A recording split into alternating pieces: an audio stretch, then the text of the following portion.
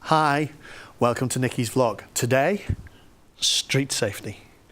About 6 months ago at a feminist group meeting in Swindon, one of the chairs said to me that she didn't need to worry about her daughters on the street because she believed that actually the stats show quite clearly men are more at risk from strangers on the street than women. A couple of months after that, on the run up to the Edinburgh Fringe, at one of my preview shows, another lady said I needed to check my stats. And so today's vlog is about the difference between prevalence and risk. I did check my stats. In fact, here is the stats. From America for years 87 to 91. It's the latest stats I could find. I'm not sure it's much difference, but at the moment, this is it. And they're probably right on face value. It looks like per 1,000 members of the population over a 5-year period, 40.5 males are involved in crimes of violence versus 24.8 females involved in crimes of violence. So on the face of it, the prevalence is higher. More men get smacked on the head than women by complete strangers in Central Park at 3 o'clock in the morning.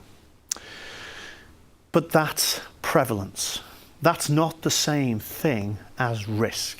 And here's the difference. Let's say we get 2,000 Scousers together. You know what 2,000 Scousers together are called?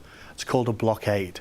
If you want to understand that, Google what happens when 24 racists decide to have a white man rally in Liverpool. And what you'll find is those 24 guys turned up to Liverpool to be met by 2,000 Scousers, all holding banners saying, "Go home, racist scum." We don't like that sort of thing in Liverpool. Let's take our 2,000 protesters, 1,000 men, 1,000 women, and let's take them to where these stats are prevalent. Let's say Central Park in New York, 3 o'clock in the morning, in a known underpass where it is known that thieves operate. And let's say to 1,000 boys. Here's what we want you to do, guys. We want you to walk underneath that bridge at 3 o'clock in the morning. It's a known hotspot. Okay, most of you be okay. And what's going to happen is that the first kid is going to sit there and go, "Oh, I'm not sure," and all his mates are going to cluster around him and go, "Go ahead, fella, off you go, you can do it," and he's going to go. And all 1,000 boys are going to run through. And of those 1,000 boys, 40.5 of them are going to get smacked in the face. And probably, like every Saturday morning, if you go to ER up at the Royal, you'll find those guys in their beds in the hospital saying, "But you should have seen the other fella's fist," and bragging about how they did all right in the scrap.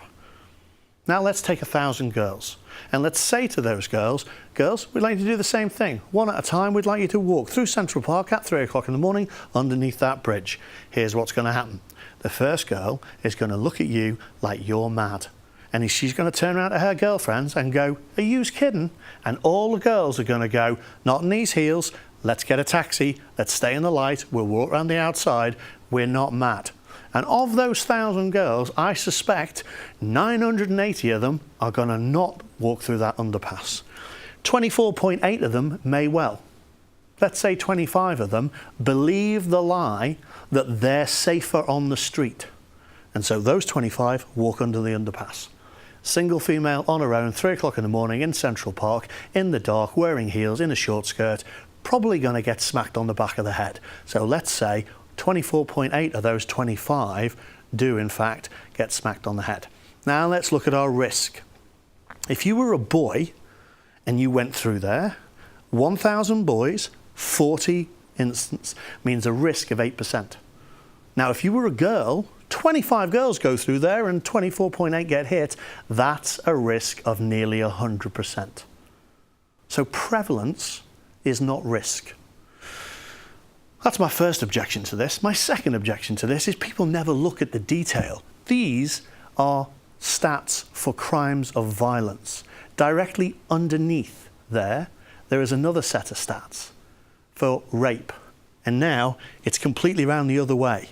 0.2 out of 1,000 of men who are in a position where they might get raped versus 1.3 of the women. That doesn't sound like a lot, 0.2 to 1.3, but you have to start to figure the risk factors.